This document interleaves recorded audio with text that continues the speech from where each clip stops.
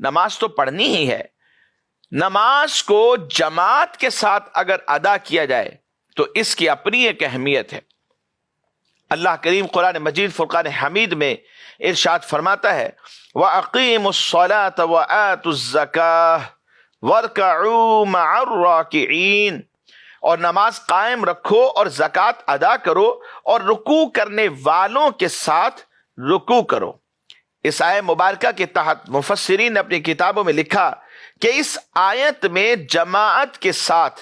نماز ادا کرنے کی ترغیب دلائی گئی، وَارْكَعُوا مَعَ الرَّاكِعِينَ، اور احادیث میں جماعت کے ساتھ نماز ادا کرنے کے کثیر فضائل موجود ہیں. چنانچہ حضرت عبداللہ بن عمر رضی اللہ تعالی عنہما سے مروی ہے، کہتے ہیں کہ نبی کریم صلی اللہ تعالی علیہ وآلہ وسلم نے ارشاد فرمایا کہ جماعت کے ساتھ نماز پڑھنا تنہا نماز پڑھنے سے 27 درجہ زیادہ فضیلت رکھتا ہے. 27 درجات بڑھ جاتے ہیں، 27 درجے زیادہ فضیلت مل جاتی. ایک شخص اکیلا تنہا نماز پڑھ رہا ہے، دوسرا جماعت کے ساتھ پڑھ رہا ہے، اس کی نماز صرف ایک نماز ہے، ایک درجہ ہے،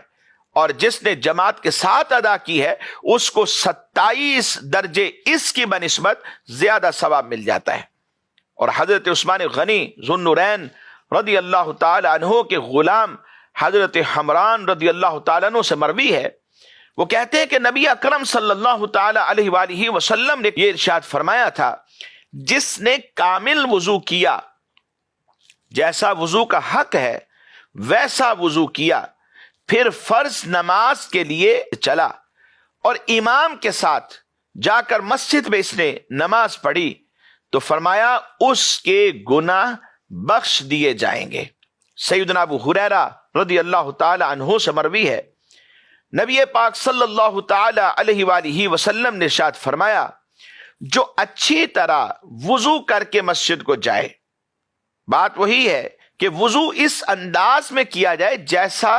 وضو کرنے کا حق ہے، وضو کے فرائض، وضو کے تمام سنتیں مستحبات جو ہے ان کے مطابق کامل ایک وضو کیا جائے جیسا وضو کا حق ہے. تو فرمایا جو اچھی طرح وضو کر کے مسجد کو جائے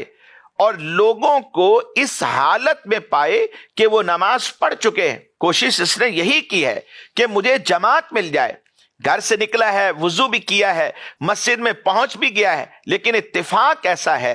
کہ جماعت ہو چکی ہے. تو دیکھیے اللہ کی رحمت کتنی بڑی ہے. تو اللہ تبارک و تعالی اس سے بھی جماعت سے نماز پڑھنے والوں کی مثل ثواب دے گا اور ان کے ثواب میں سے بھی کچھ کم نہیں فرمائے گا.